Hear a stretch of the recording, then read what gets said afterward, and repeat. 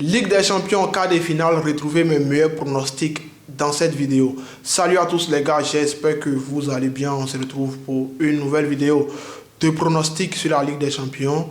Avant de commencer, si vous êtes nouveau ici, n'oubliez pas, abonnez-vous, activez la cloche de notification pour ne plus rien rater. Et les gars, n'oubliez surtout pas de liker la vidéo pour soutenir, ça fait énormément plaisir. Et merci d'avance à tous ceux qui le feront. Donc sans plus tarder, on va directement dans le vif du sujet. Let's go les amis. On commence avec ce très gros choc Real Madrid contre Bayern Munich. Bayern est légèrement favori selon les bookmakers, mais les Madrilènes nous ont plusieurs fois démontré qu'ils ne sont pas obligés d'être favoris pour gagner un match, et notamment en Ligue des Champions. Et là, c'était une très belle série qui s'est arrêtée le week-end passé à cause de la défaite 2-1 à l'extérieur face à Majorque. Mais ils ont quand même récupéré beaucoup de joueurs, beaucoup de blessés, que ce soit Militao, Ferland Mendy, Jude Bellingham, Kylian Mbappé. À part, je crois, Rodrigo qui est encore à l'infirmerie, ils ont récupéré tous les blessés. Et là, Bayern Munich, je crois, Harry Kane est incertain pour le match. Mais à part ça, du côté du Bayern, il n'y a pas de souci. Manuel Neuer qui était blessé, il est revenu, je l'ai vu sur la feuille du match le week-end. Et bon, on a un match assez compliqué à pronostiquer, mais les confrontations réelles contre Bayern nous ont toujours proposé beaucoup de spectacles. Et lorsqu'on regarde sur les 7 dernières confrontations entre les deux équipes, il y a eu plus de 2,5 buts dans les 7 matchs et les deux équipes ont marqué dans les 7 matchs. Donc, généralement, Real Bayern, c'est des matchs où ça part dans tous les sens. Ça part dans tous les sens. Et pour moi, c'est un match qui est difficile à pronostiquer. Pourquoi? Parce que Real, ils peuvent ne pas être bons en championnat et être très bons en Ligue des Champions. Vous voyez? Comme on a vu avec City. La période où ils gagnent Manchester City, c'était une période qui était vraiment très compliquée pour eux.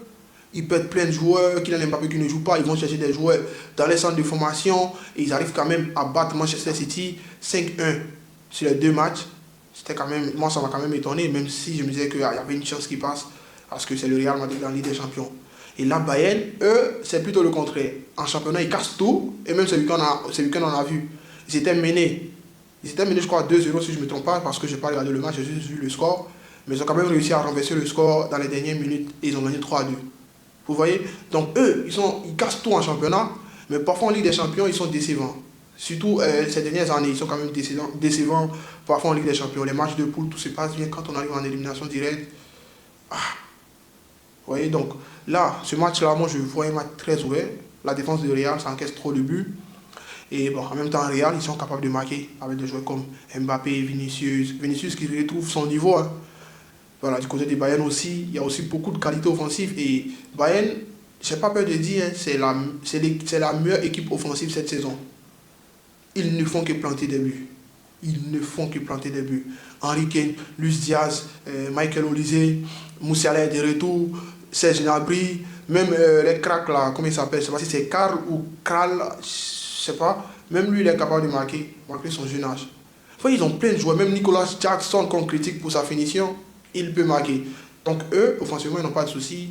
Madrid, ils sont à la maison, ils vont quand même se débrouiller pour marquer au moins un but dans ce match-là. Je vois un match très très ouvert, donc on pronostique ici plus de 2,5 buts dans le match et les deux équipes vont marquer. Okay? Les deux équipes marquent et plus de 2,5 buts dans le match. Sporting contre Arsenal. Arsenal, franchement, eux, je pense... Sporting contre Arsenal, les Gunners, eux, je pense qu'ils ont la phobie des trophées, eux. Ils ont la phobie des trophées. Parce que je n'arrive pas à expliquer depuis des années. Eux, ils ont une très belle équipe. Tout se passe bien au début de saison. Et lorsqu'ils arrivent en fin de saison et qu'ils doivent finir le jeu, ils font du n'importe quoi. Il y a juste quelques semaines, ils étaient en liste pour remporter 4 compétitions. Premier League, Ligue des Champions, Carabao Cup, ils étaient déjà en finale, même en Carabao, et FA Cup. FA Cup, ils étaient en quart de finale. Ils se sont quand même débrouillés, ils ont perdu la finale du Carabao Cup contre Manchester City 2-0. Ça peut arriver, c'est une finale, et puis c'est pas n'importe qui en face de Manchester City.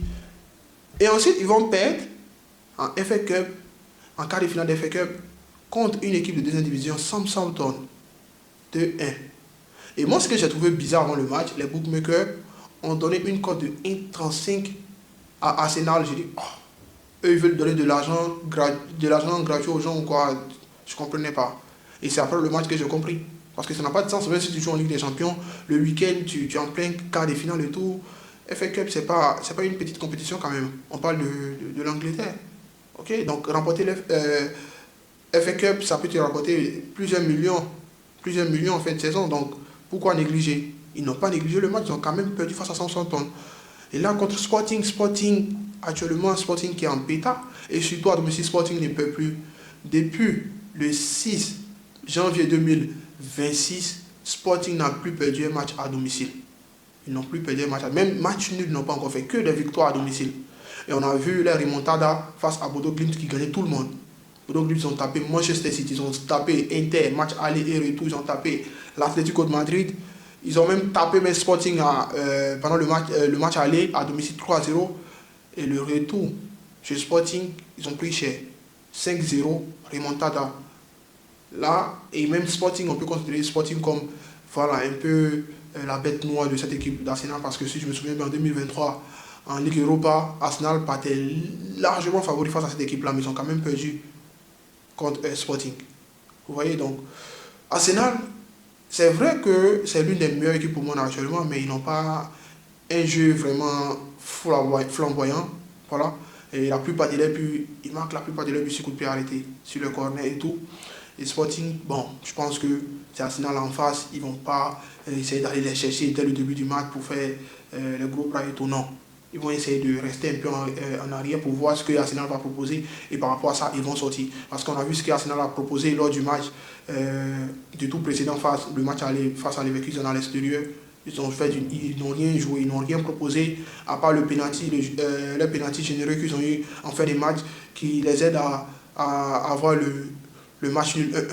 Ils n'ont rien proposé du tout. Donc là, je pense qu'on va avoir un même scénario. Ils vont juste aller à l'extérieur, essayer de gratter le match nul ou s'il y a moyen, pourquoi pas gagner et aller finir le travail à la maison. Donc là, Sporting, comme je l'ai dit, ils ne vont pas se jeter dans la gueule du loup directement. Donc on risque d'avoir une première mi-temps fermée, à mon avis. Donc mon pronostic ici, je passe sur moins de 1,5 but à la première mi-temps. Un derby espagnol qui se retrouve en Ligue des Champions, Barcelone contre Atlético de Madrid. Les deux équipes se sont affrontées il y a quelques jours en Liga. Victoire de Barcelone 2-1 au Rwanda Metropolitano. Là, ils vont jouer au Camp Nou. Et dans le nouveau Camp Nou, tu te prends un rafale de but et tu rentres chez toi. Ouais, on a vu Newcastle, ils ont pris 7. Séville, ils ont pris 5. Même l'Atlético, le match retour de la Coupe du Roi, ils ont pris 3. Alors qu'ils avaient gagné le match aller à domicile 4-0. Donc ils ont failli se manger une remontada. Qui est encore Villarreal, ils ont pris 4. 3 pour Levante, 3 pour Mallorca qui a battu le Real ce week-end. Donc le nouveau Camp Nou, tu viens tout simplement, tu te prends un rafale de but et tu rentres chez toi. Et là, l'Atlético, pour moi, ils vont prendre des buts. Et je suis sûr d'une seule chose, c'est que Atlético, ils sont capables de marquer dans ce match. Pourquoi? Parce que la défense barcelonaise est très haute. Les lignes défensives est très haute. Alors que l'Atlético joue sur transition. Ouais, avec des joueurs comme Lookman, Griezmann. Oh, ça rime bien, Lookman, Griezmann. Lookman, Griezmann, Alvarez, même le fils du coach, là, comment il s'appelle? Simeone. Ils ont des joueurs qui sont vraiment très rapides, ils sont puissants. Et c'est des joueurs qui n'ont pas besoin de beaucoup d'occasions pour marquer. Tu vois, l'Atlético n'a pas besoin de beaucoup d'occasions pour marquer un but. Alors qu'avec les Barcelonais, avec Yamal, voilà, même Lewandowski, il est capable de marquer. Ferran Torres, lui, rate beaucoup, mais parfois, voilà, il peut faire preuve de lucidité pour marquer. Et Rashford, voilà, c'est vrai que Rafinha n'est pas là, mais Rashford, on voit que Rashford peut bien remplacer Rafinha. Hein. On a vu ce week-end contre cette même équipe de l'Atlético. Donc, offensivement, les Barcelonais n'ont pas de soucis. Ils sont dans un nouveau Camp Nou où ils donnent des gros scores aux gens contre cette équipe de l'Atlético. Atlético, une chose est sûre, ils vont aller mettre le plus derrière, comme d'hab. Donc, les Barcelonais vont avoir des occasions. S'ils ont l'efficacité qu'il faut, ça va. Et l'Atlético, eux, seulement, ils n'ont pas besoin de beaucoup. 1-2 occasions, ils marquent. Donc là, on risque d'avoir un match à l'image des autres, ouvert. Donc, mon pronostic ici, je passe sur les deux équipes vont marquer, comme ce qui s'est passé le week-end. Alors, les deux équipes vont marquer au moins un but dans ce match, les gars. Et on termine avec ce passionnant Paris Saint-Germain contre Liverpool. Les Reds ont une revanche à prendre, la revanche de la saison passée. On se souvient très bien, la saison passée, les Reds ont fini premier des phases de poule PSG est passé par les barrages, ils se sont tapés le Paris Saint-Germain. Ils ont été éliminés en huitième de finale. Tu finis premier et tu perds en huitième de finale, c'est grave. Et ce qui est étonnant, c'est que à l'époque, le Paris Saint-Germain était malade. Ils avaient même du mal à marquer en Ligue des Champions. Donc, ils viennent, ils réussissent à battre Liverpool. Et je pense que ça a été les matchs de référence de la saison passée. Et depuis les victoires face à Liverpool, ils ont battu tout le monde. Tout le monde jusqu'à... ils ont remporté le titre. Et là, Liverpool, cette saison, Liverpool, franchement, il faut qu'on soit sérieux, Liverpool.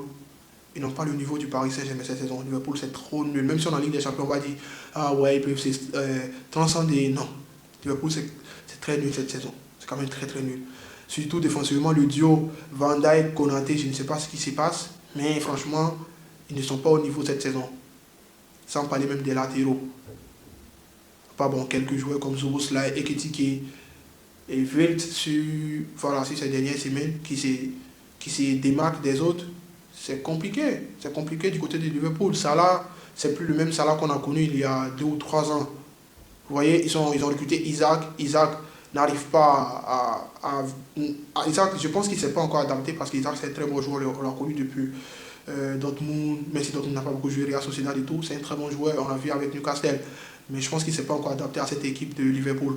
Donc c'est Ekitike qui fait le taf contre tout entendre au fait. Parce que lorsque tu recrutes Isaac à plus de 160 millions d'euros, si je ne me trompe pas, c'est pas pour faire jouer Ekitike que tu as pris à 80 millions devant. Non, ça n'a pas de sens. Donc, là, franchement, cette saison, je pense qu'ils n'ont pas le niveau du Paris Saint-Germain. Ils vont aller au Parc. Et moi, je pense qu'ils vont perdre au Parc. Voilà, ils vont perdre face au Paris Saint-Germain. Parce que les Parisiens, actuellement, ils sont brouillants. Dembélé, en début de saison, il était blessé. Voilà, c'était un peu... Mais depuis le revenu en 2026, là, c'est niveau Ballon d'Or. Il veut nous faire le même braquage qu'il a fait la saison passée. C'est niveau Ballon d'Or. Kvaratskhelia, lui, en Ligue des Champions, il est toujours en pétard. En Ligue 1, il joue comme cela. Genre, comme s'il n'avait pas envie de jouer, comme s'il négligeait les joueurs en Ligue 1. Mais lorsqu'il arrive en Ligue des Champions, on a vu avec Chelsea, lorsqu'il vient en Ligue des Champions, il est toujours en pétard. Même Barcola qui retrouve la finition, mais qui est demandé de plus avec des joueurs comme Doué et tout. Pour moi, les Parisiens sont au-dessus. Donc, pour moi, mon pronostic, victoire sec des Parisiens. Voilà, je ne parie pas autre chose. Victoire sec des Parisiens, les gars. Eh bien, les amis, c'est tout pour mes pronostics sur les quarts de finale de la Ligue des Champions. Si vous avez kiffé, n'hésitez pas à me laisser un like pour soutenir. Abonnez-vous si ce n'est pas encore fait. Activez la cloche de notification pour ne plus rien rater. On se retrouve très prochainement pour de nouveaux pronostics. D'ici là, prenez tout soin de vous et que la paix soit avec vous. Ciao les amis.